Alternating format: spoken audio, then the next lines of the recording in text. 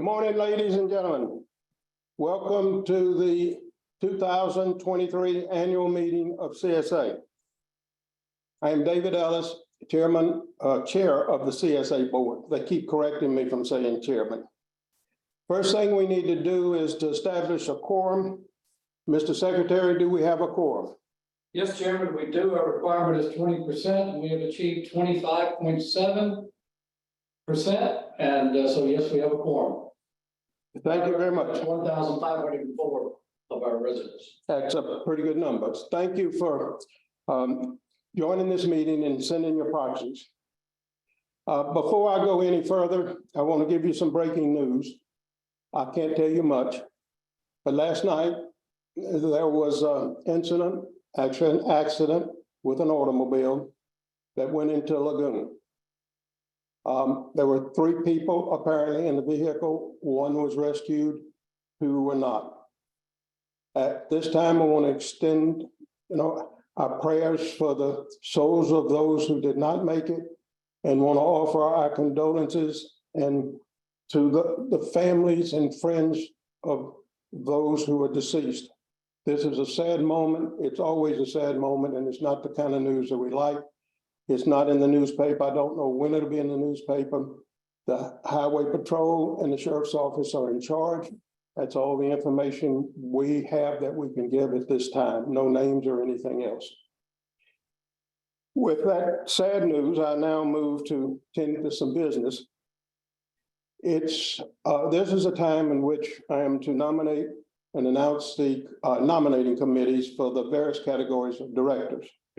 There are 2 categories of directors that have nominating committees, and one is the residential property owners. And for that nominating committee, I'm appointing David Pardue as chair, and Leanne Riley and Tom Sharp as members. We also have Class B directors, which are our commercial directors. And the nominating committee for that is Bob Gossett as chair, with Jim Cassidy and Rick Wright to serve on the committee. It is my pleasure to recognize outgoing board members, not because they're outgoing, but it's a pleasure because they have served this community and served CSA extremely well. Dave Borghese is a retiring director. Carolyn Adams is a retiring director. Mark King is a retiring director. And Rich Spear died during the year. All of these people have served our community in many capacities for many years. They are very embedded in our community, very interested in our community, and we will miss them. Now, let me introduce to you the new board members. The new residential property owner directors are Leanne Leahy, Ann Esposito. New resort director is Ray Warco. New commercial director is Bob Gossett and Rick Wright. Now, there is someone who's still on the board that I want to especially recognize. You can leave that up.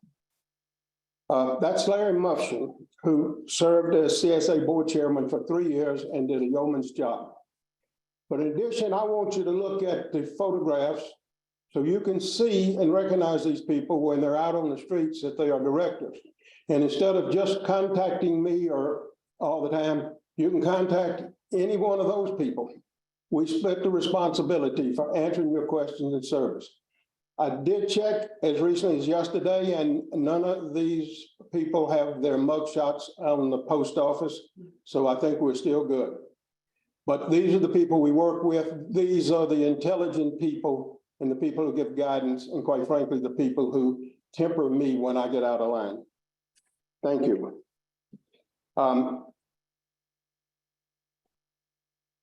During the last few months, we have reorganized and restructured our committees to align with the staff positions which supports their work. New charters for the committee were adopted. All the committees have commenced their work. Now, for those of you who are interested, we have hired extra staff to monitor and enforce our rules and regulations. There will now be personnel available later than normal and on the weekends. I have to tell you one thing, my personal experience with our staff. They're great staff. I have the habit of whenever thought occurs to me to write an email and send it to whatever particular staff member. Weekends are no different from me than any other day when you're retired. And I tell them, please don't respond until Monday. Well, most of the time, they take their weekend and they respond and send me what I need. That's dedication. That's going overboard. Those are the kind of employees we have. So I want to thank them. It's a pleasure working with them. It's also a pleasure to speak to you. I've only been the chair for a few months. I need you to know that where I prepare notes to speak from, I often digress. So please bear with me. Nobody knows for sure what I'm liable to say. So, and sometimes it's been a little erratic and a little odd. So, you know, I start talking, it comes from my heart and it comes from what encourages me, you know, and interests me. I'm going to stay on more high level talk than specifics. First, let me speak to my approach to this job. My job as chairman. I believe in being proactive. If there's something that we see on the horizon, I want us to be prepared. My philosophy will also be to notify you on when something is going on at the earliest stages so that you can participate in how that matter is formulated and considered by the board, that you can give your opinions and not wait till after the board has formulated a policy that affects you, and then afterwards you come with your suggestions and comments, and then, you know, we have to start over. I believe in that our members should have the right, excuse me, it's a grandson in college. I should mute my phone, sorry. I believe in giving all of our members the opportunity to express opinions and comments on matters before the board starts consideration. The board needs to know what you think while it's deliberating. I'm not going to really talk about e-bikes, but that's an example of the process that I like to use. Before the board even had its first meeting to discuss e-bikes, I notified you and asked for your comments. You sent me over 600 emails. You stopped me on the streets. You gave me your opinions. I and others have personally read each and every one of your emails. Now, you don't get responses to them. That's virtually impossible to answer all of those, to take the time, but I read them. They have an effect on me. You have given me thoughts, ideas. You made excellent comments, and they were very helpful. To further involve you, we created 2 groups, advisory groups, to meet with the task force. And both of those groups were property owners, randomly selected, and who had different views on what was going to go on.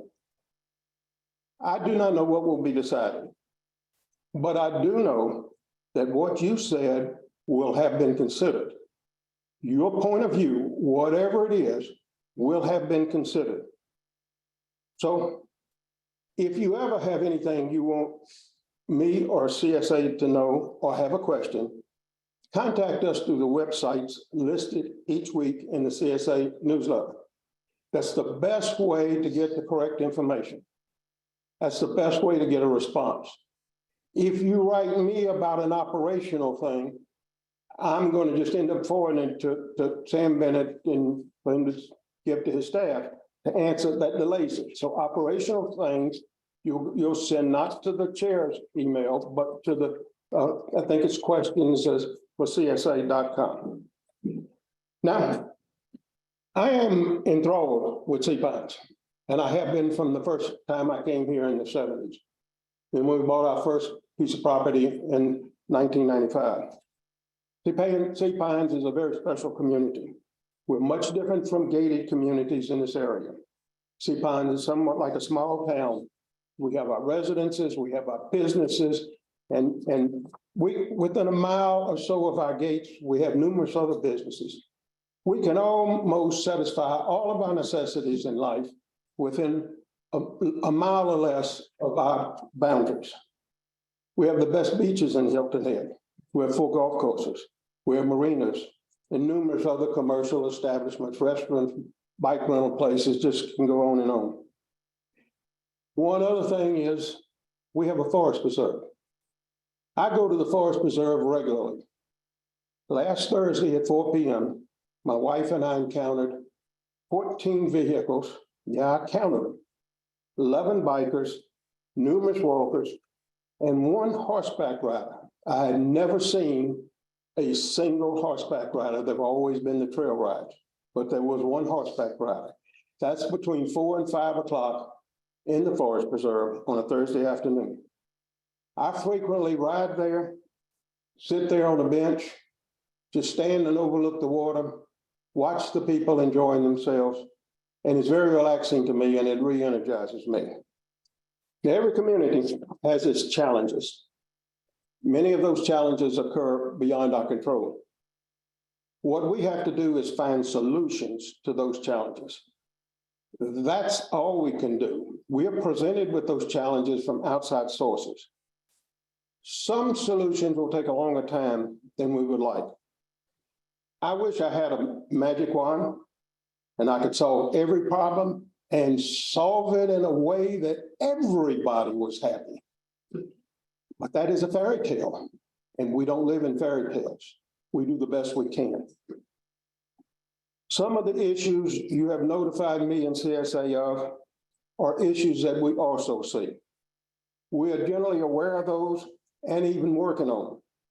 But sometimes you may see something that we are not aware of. So thank you for bringing matters to our attention, even if it may be something that we already know and are aware of. CSA strive to provide the quality of life experience that you expect. At this stage, I'm gonna go off script and some people are gonna be angry with me because I say too much and I give opinion. Sea Pines was created as an environmentally friendly community. Sea Pines was an innovation. I would like us to continue on that path of being protective of our environment and being an innovator. There are those who think gas blowers are only a noise issue, but data shows that gas blowers put out more pollution in an hour than driving a car for 8 hours. It is time we get on the front end of this, that we be a leader, just like Sea Pines has been a leader in the past. We need to start requiring and set a date for electric gas blower. Now, if we have to exempt golf courses and businesses, we can consider that. But it is time for us to act. There is only one right side to this. I am stating an opinion, and rarely do I like to state my position, but there is only one right side to this. It's coming across the country, it's here, and we need to be part of it, and we need to do our part. We have a wonderful community in Sea Pines. We have a great place to live. There's so much here to enjoy. And as I travel through parts of Sea Pines, my energy increases with everything I see and experience and all the people. I hope you enjoy Sea Pines as much as I do.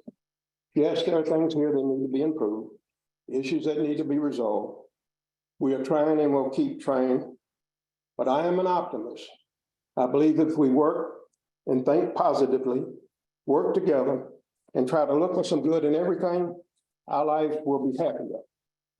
My promise to you is only one thing, that I will work as hard as I can to do the best job that I can to maintain our community as a premier community and to enhance our life in Sea Pines.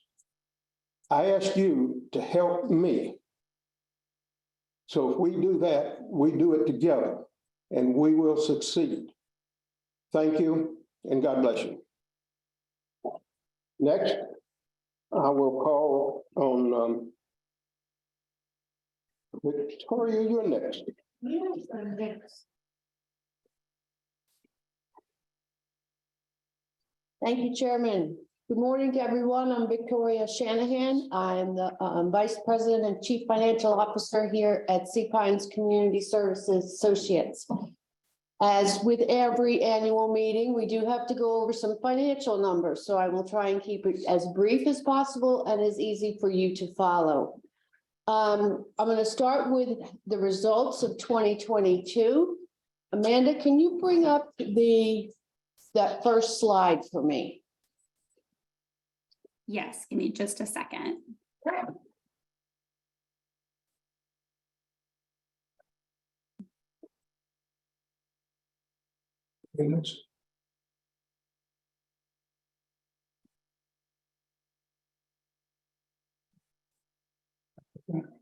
There you go, Vic. Perfect, thank you. Okay, so I put together this pie chart just to show you where the money came from in 2022. Obviously, that biggest part of the pie is the residential assessments. And the critical assessments, which we were able to bill for the first time in 2022, represents 22%. And then look at that daily gate revenue. So I know we all get frustrated with the gate and having to wait, but it is a crucial part of our revenue stream. We, many years ago, it came away from relying on the residential property owners for revenue and instead sought other sources. So that's where all those other sources are coming from. Next. And we earned all this money. Where did it go? Your big pieces are your maintenance and your security, which you would certainly, you would assume that would be the big. And then on that upper kind of the northwest quadrant is our major repairs and replacements. That's all the construction you see going on, the road repairs, bridge repairs, beach walk repairs. And then we have a general administrative, a little bit of trolley and storm preparation and recovery. And then the facilities building, that's your Tower Beach, that's this building, that's the gatehouses. And I put a little caption on the bottom, if you take away depreciation, storm recovery and major repairs, it's $12 million. 6.6 of that is payroll and 5.4 is operating costs. I thought that was an interesting breakdown. All right, next. Now we're into 2023. Where's the money coming? Where's the money going to come from? Residential assessments is again approximately 37%. Critical infrastructure is again approximately 22%. Your daily gate revenue, when we budgeted very conservatively. And then you have that new rental registration fee, which if you rent your home, you'll be seeing an invoice from us sometime over the coming weeks. All right, where's the money gonna go? Again, you've got your big safety and security and maintenance, and then look at that major repairs and replacements. It's almost $8 million. So you're gonna be patient with us. There's a lot of stuff going on out there. The roads are getting rebuilt, stormwater's getting replaced. So we hope to get that all done. And this question always comes up, of that almost 8 million, 6.3 of that is being funded through the critical infrastructure. And again, down at the bottom of if you take away the projects and depreciation, that's 13.7. 7.7 of that is payroll and 5.981 is operating. All right, that concludes my report, Mr. Chairman. Thank you. Thank you.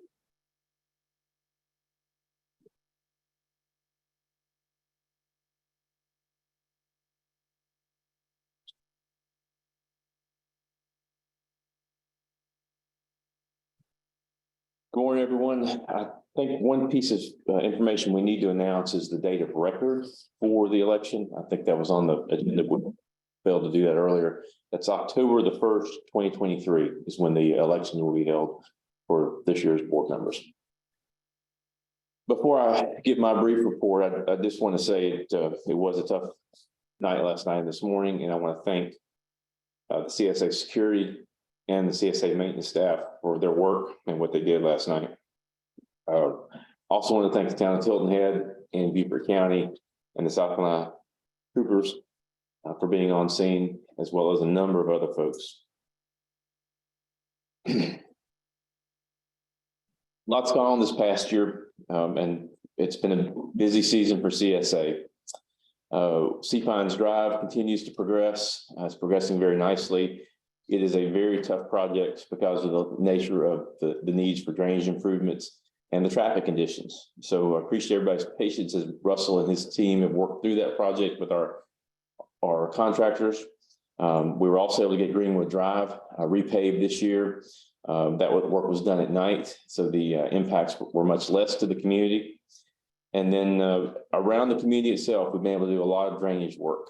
Jared Mays and his team, as well as the contractors under Doug Cook, they've gotten a lot of pipes cleaned, they've gotten a lot of ditches reclaimed, and they continue to make this community safer and better through their hard working efforts.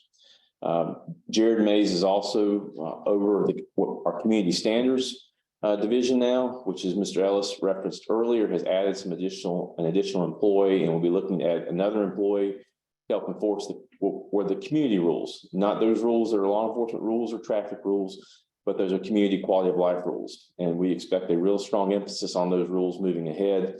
I know it's something the board is committed to putting additional resources to as it relates to how our community operates and protecting the quality of Sea Pines as a place to live and to vacation and just to be a part of. Quality of life is what makes this place so great. On the security side, we are at full staff based on 2022 levels. But if you'll recall, the board added an additional 6 security officers in this year's budget, the 2023 budget. And so we're in the process of hiring those employees. Captain Greg Coleman, the number 2 at the security department, has done a tremendous job over the course of the last couple of months, filling in for our security chief's position. All of you will hopefully know that our longtime security chief, Mr. Toby McSwain, left us a couple of months ago to go on to bigger and better things. We wish Toby all the success in the world, but Greg has done a tremendous job keeping the ship directed in the right direction, handling all the heritage security, and preparing us for moving into the busy season. In that regard, we have begun interviewing candidates for the Director of Safety and Security's position. We have done the first round of interviews for that position. We will be bringing some candidates in for a second round of interviews next couple of weeks, and then we hope to have a candidate hired moving into June. More to come on that, and we'll keep the community posted on that. We're fully staffed at the gate levels for the first time in a long time. Again, Captain Greg Coleman has done a tremendous job with that. And then we also look to put some additional folks on the gates and the bicycle pass coming in on a part-time basis as we approach the summer to give us additional security at the gates. Sea Pines Forest Preserve, David Henderson has done a wonderful job there with this Forest Preserve management plan, with the control burns and the opening up of the lakes in a way that gives better vistas and access to the water for folks around the lakes. I hope you've noticed that and taken advantage of it. Also, with our partners at Sea Pines Resort, we are working on adding some additional amenities, hopefully this year, getting started on making some improvements to Fish Island, as well as adding some additional trails in the preserve. There's more good things to come. That area is very special and very unique, as David mentioned earlier, and there is a real commitment on all parties to continue the improvements there. So I'm excited about what this coming year holds. On our communications department, you will see much more coming out of our communications department on a number of areas. We're going to be working on dashboards for communications regarding our finances, our infrastructure projects, as well as anything that has an interest of the community that we can give a quarterly or monthly update, just so that the information is out there, it's clear, it's clean, it's transparent. And it's readily and easily available to everybody. Finally, we've been working hand in hand with the town and Beaufort County, looking for solutions to Sea Pines Circle, as well as to some of the conditions associated with Greenwood Drive. The town is absolutely committed to helping us solve that problem. As David mentioned earlier, that's one of our challenges. Sometimes it takes us longer to get in and out of here than we want. Unfortunately, many times it does. But the town, who is really the driver of the circle and those improvements, understands that, and they're committed to working with us and putting the resources there, also working with Beaufort County to make those improvements that are necessary. So I am hopeful that we'll have more coming to the forefront towards the end of the year with the town on that and more to share with the community. Mr. Chair, I think that's everything I've got. I apologize for being so brief. A long night.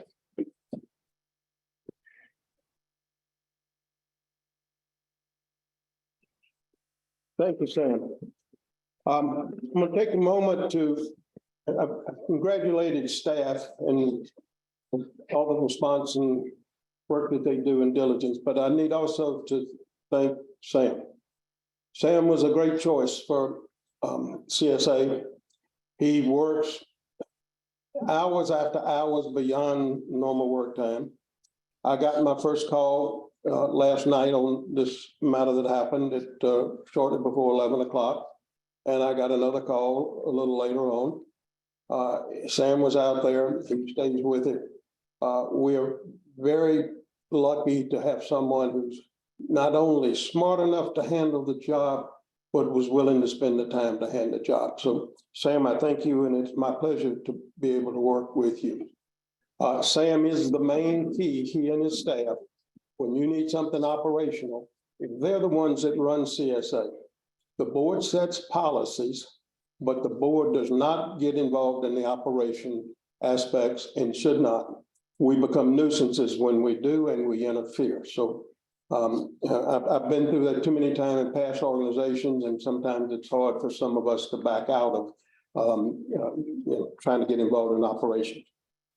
At this stage, we finished the official part of the meeting. We're going to start answering questions, but first I need to adjourn the meeting. Do I hear motion for an adjournment? Motion made and second, all in favor? Okay, we have some questions. I'm not going to take a break since it hasn't been that long. We have some questions that will be answered by different people as to it relates to them. The first question is from Pete Lessick. You're asking about CSA 360. I think, Sam, you're probably the most, or Victoria, the most important people on that.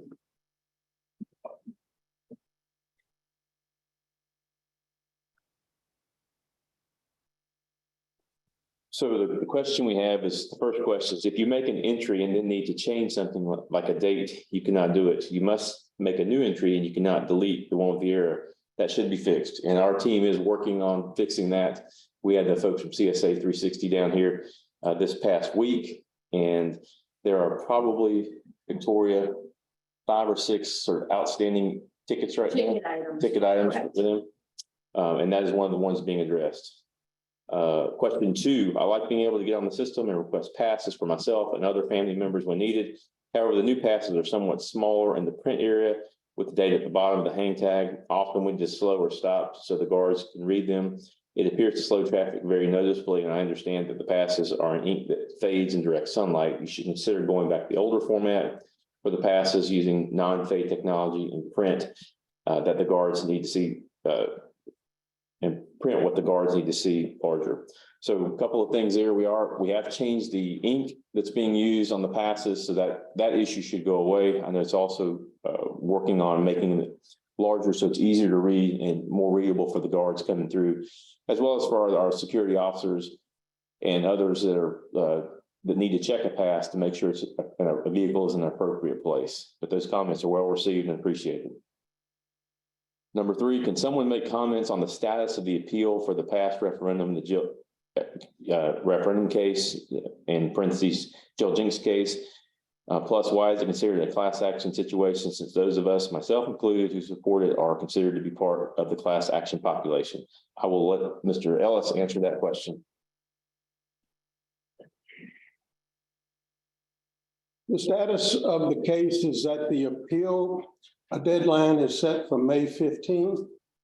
And after that, the court will set what further agenda it wants to set. We're at the mercy of the court system, and depending on when they are ready to consider, take it up again, we will be notified. I would expect it would be at least several months, but I do not know the answer to that. It's beyond our control. As to a class action status, I think even though I'm a retired attorney, I think I leave that up to, that would have to be answered by the attorney that's in charge and what the present laws are and the federal rules as to a class action. But it is what it is, and we're just waiting outcome. It's a process.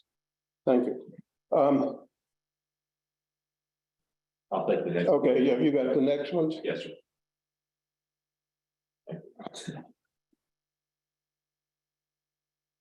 The next two questions are from Mr. Doug Shoup.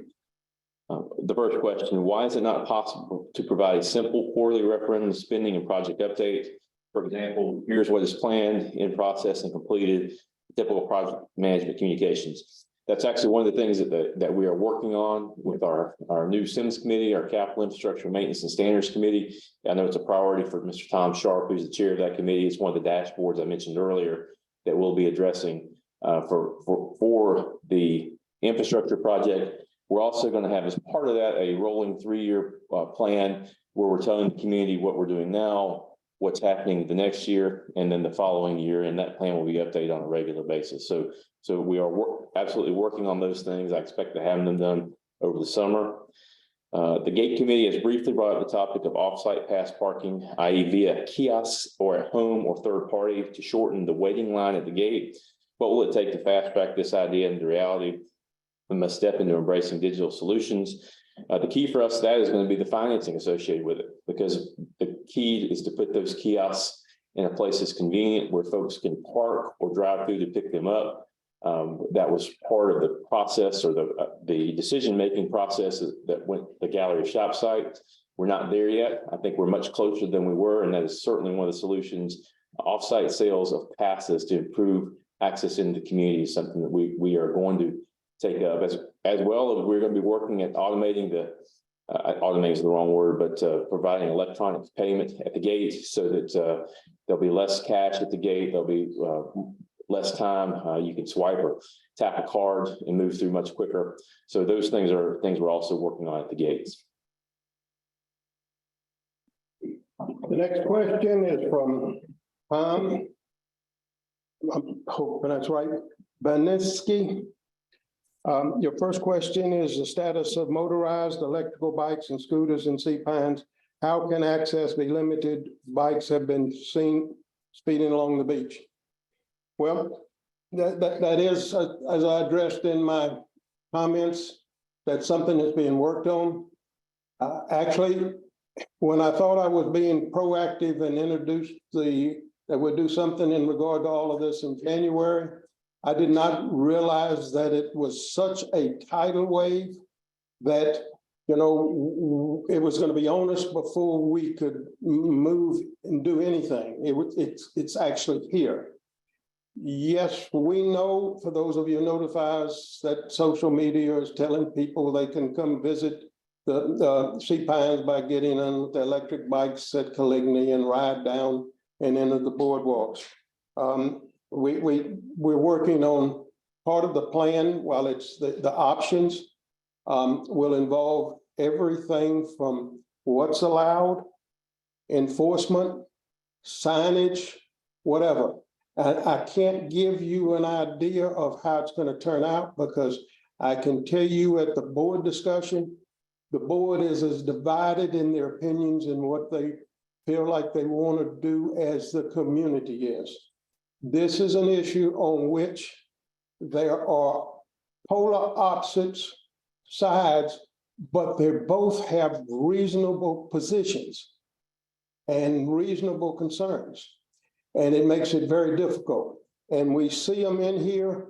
And, you know, at this stage, all we can do is hope we can get everything up before too long and start enforcing it. But bear with us a little longer, please. It's just not something simple to accomplish with everything that's happening and how we have to deal with it.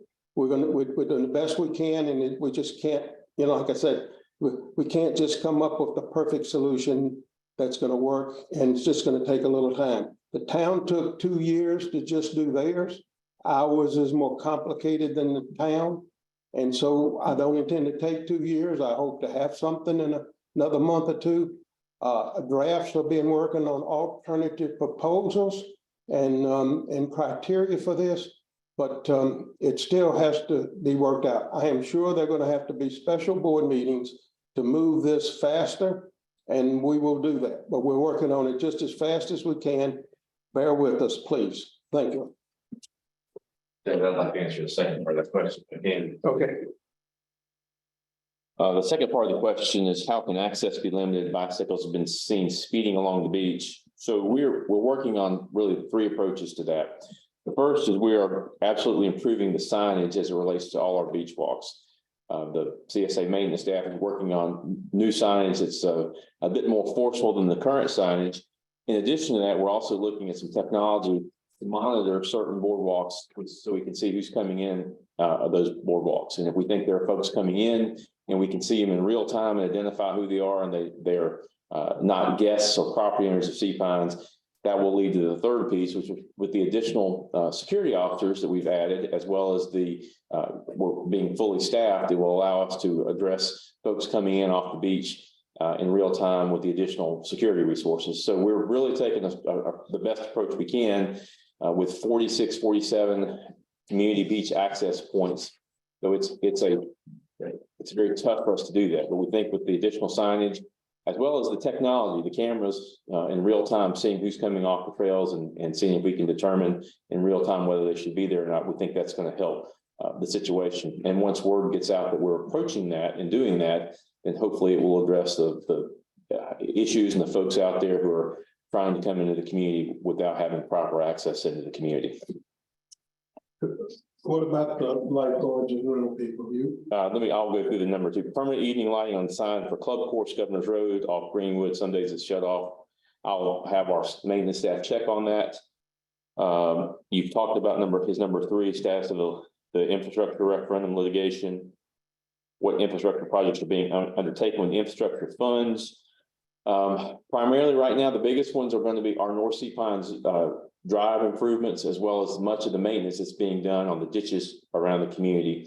We will have more information to really go into specifics about those in the coming months, so the folks can see exactly where those dollars are being spent in real time. But by far the biggest has been Sea Pines Drive, and in addition to that, I would say Greenwood Drive this past year.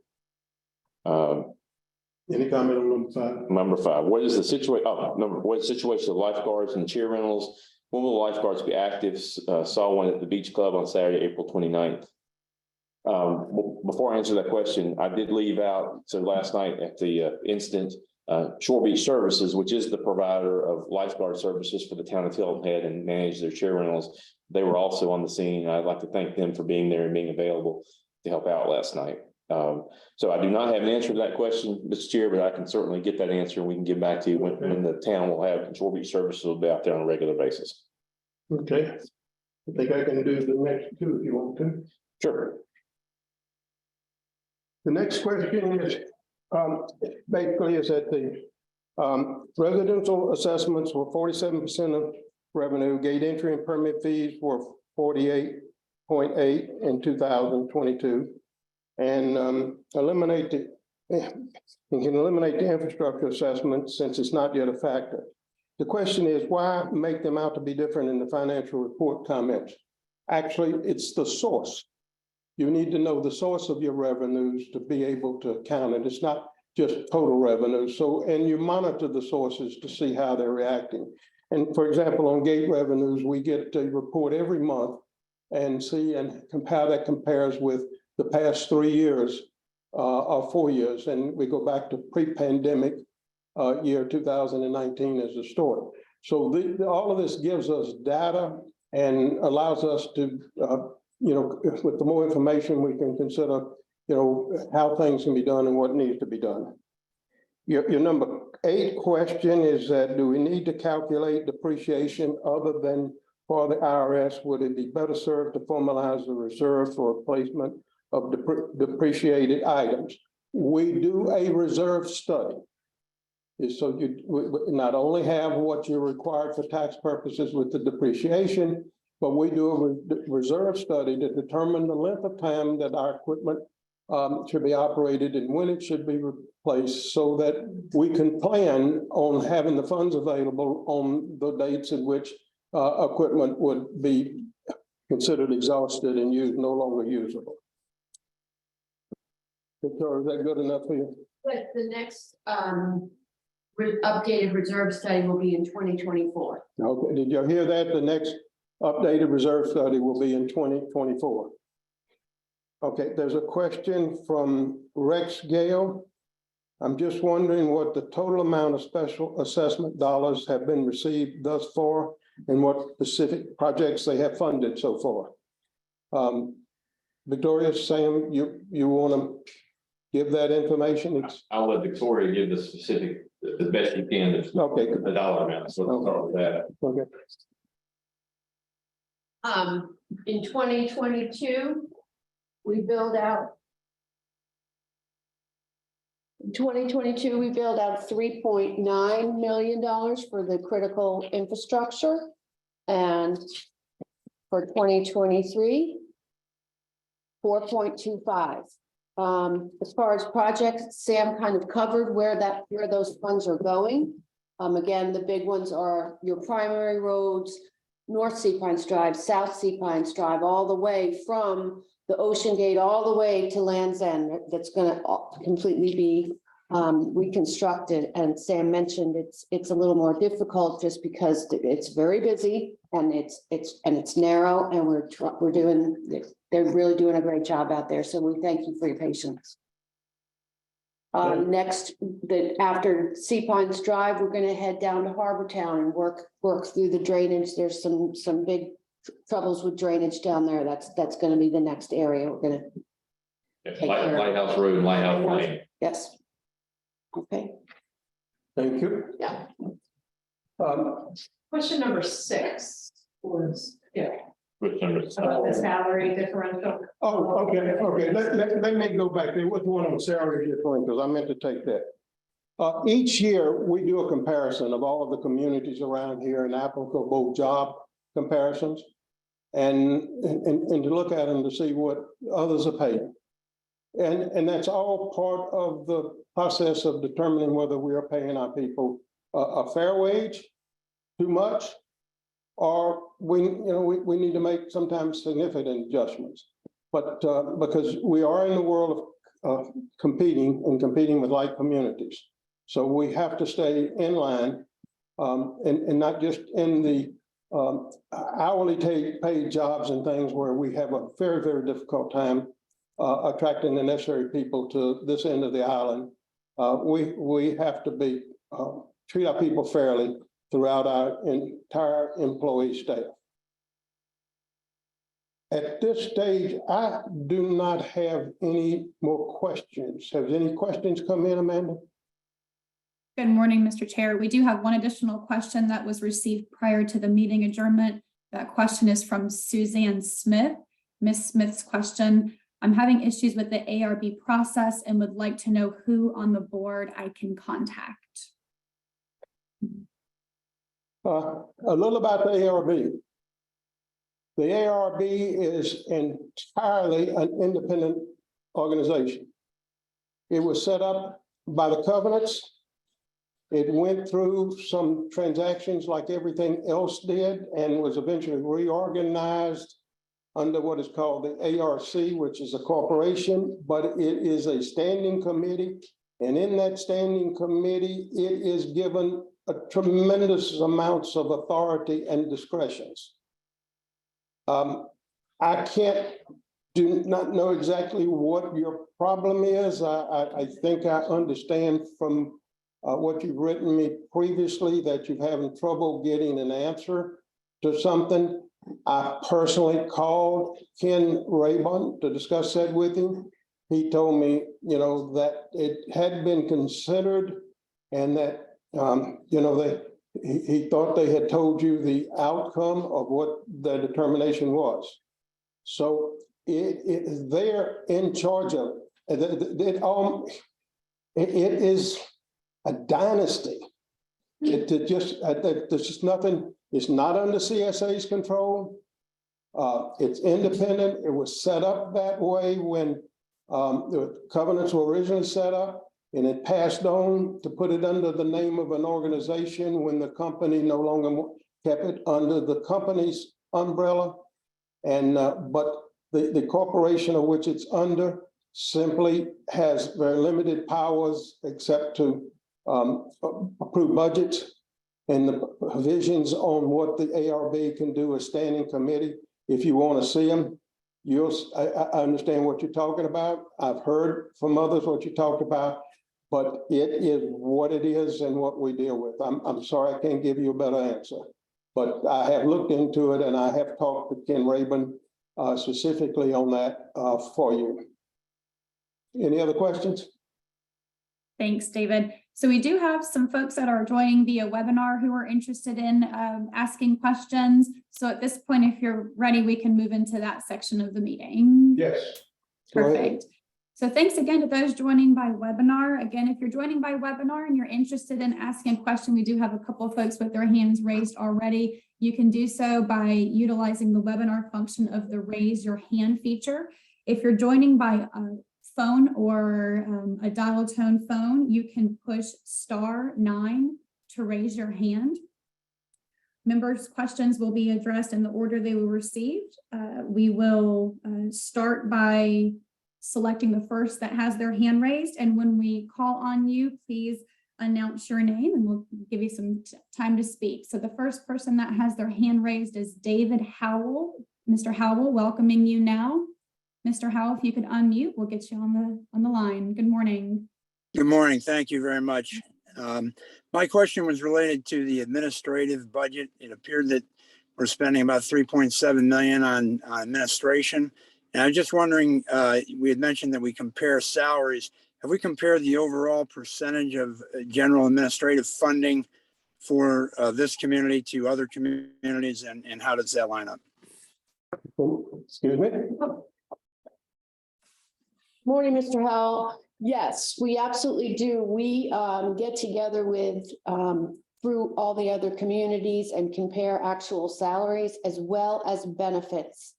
I will point out to you, of that 3.9 million, a significant portion of that is our insurance, as is like everybody else. Our insurance premiums are really, are going sky high. In fact, they almost doubled from 22 to 23. So we actually have a new agent now, so to help us with that, because I don't think this problem is going away. But yes, we do compare our salaries with all the other entities. Some of them, it's hard to compare. They might have clubs where they have restaurants, and we don't have any of that. So, but we do it once a year with all the other communities on the island, as well as going on to the mainland. Victoria, I would suggest it may make sense for us to break out the insurance costs out of it, so that and just make that a separate piece of the pie next year, because since all those costs are loaded into the DNA, it does skew what that. Absolutely, sure, absolutely. Then it'll just be a little more, you'll understand, $1 million of that is insurance. Okay, thank you. Thank you. Next Thank you, question. Mr. Howell. The next question is from John Stevens. Mr. Stevens, welcoming you to talk. Yes, thank you. If CSA and SPA and we prevail on the legal challenge to the capital expenditures, will we be able to seek recovery of our legal costs, which I'm sure are mounting given the appeal status? John, I will answer this as an ex-lawyer, but that question I've also asked our attorneys. It's highly unlikely that attorney fees will be awarded by the court to the prevailing party. So, it's very difficult to get an award of attorney fees, and the information they've given us is that in this case, it'd be highly unlikely. Okay, thank you. Thank you, Mr. Stevens. The next question is from, excuse me if I pronounce the last name incorrectly, but Warren Wazowski. Mr. Wazowski, welcoming you to speak. Good morning. Can you, thanks for taking my question. This is Warren Wishewski. We are relatively new owners in Sea Pines on Lighthouse Road. We spent the months of January through March there for the very first time. And one of the things that I was a little bit concerned about was the lack of security patrols. I mean, you see security at the gate, and I see them sitting along Greenwood Drive sometimes. However, I don't ever recall seeing them patrolling through our plantation club parking lots or anywhere else, to be honest with you. And it's a concern to me because during our renovation, we had a break-in. And it was a bizarre break-in. They didn't take anything, but they damaged a bunch of stuff. So what is their charge and their responsibility? Should they be patrolling? We also have a Zoom camera. We know people will walk up to our door all the time, and we don't know who they are. So I just want to understand what their charge is, please. Well, we've actually been understaffed until very recently. We're not still fully staffed with the extra security that we want to hire. But I can tell you from my personal experience, I would, once every couple of weeks, I would see a security car come driving through my neighborhood. I can't tell you it was at the same hour. I don't know if they came more often during nighttime or whatever, but you know, I have seen that in my own neighborhood over the years. Now, the more security officers we have, and we completely fill out the number that we need, we will end up having more of that, I'm sure. But it's just that, you know, we deal with the personnel that we have, and we deal with the issues that arise, because sometimes if they're scheduled patrols and some issue comes up that requires them to deal with, then they're off that schedule of checking that. And I can give you one particular time that occurred to me is that our daughter was visiting us and had her lab with her, and out came a raccoon and grabbed a hold of the dog's leg. And if it hadn't been for neighbors who were there present to beat the raccoon off, the dog's leg would have been chewed off. But the important part about that is when we called 911 security, we had 3 security guards there within a matter of a minute or two. Well, if those 3 security guards are supposed to be on tour of the community and visiting the sites, they now are dealing with something like that. And they're not able to combine it. Whether they make it up later or not, I don't know. But you're right. The more we have, the better and more safety we will experience, and that's the goal. Sam, you have anything to add? I would just add, David, that we've also, since we've been able to bring the gates up to being fully staffed, as the gates are the first point of security for the community, whenever we would have a gate officer call out, we would have to take a patrol officer off the road to staff the gate. So now that the gates are fully staffed, and we've actually, you'll notice at the Greenwood gate, we have 3 people at the gate most of the time now. And the reason for that is so that the patrol officers don't have to come off the road from patrol to relieve a gate officer if they need a restroom break or to take a lunch break. So we think we'll have more. Our goal is to keep our patrol officers on the road and patrolling the community, as opposed to working the gates or doing anything else. But on occasion, when they get a serious call, there will be a number of them out there, just like we had last night. Okay, I think that's the best answer we can give you for now. Anybody else? Amanda? At this time, we do not have any additional hands raised, Mr. Chair. Well, if anybody has questions, the newsletter has a website to where you can ask those questions. So please address them to there. You'll get the most direct answer and you'll get the correct information if you do that. I've got to tell you, it is a pleasure to be able to work with you. It is a pleasure to see all the participation that we have and the interest we have. We have a lot of very intelligent people in this community, and you have a lot to offer to us. And we will continue to listen to you and try to improve at every stage we can.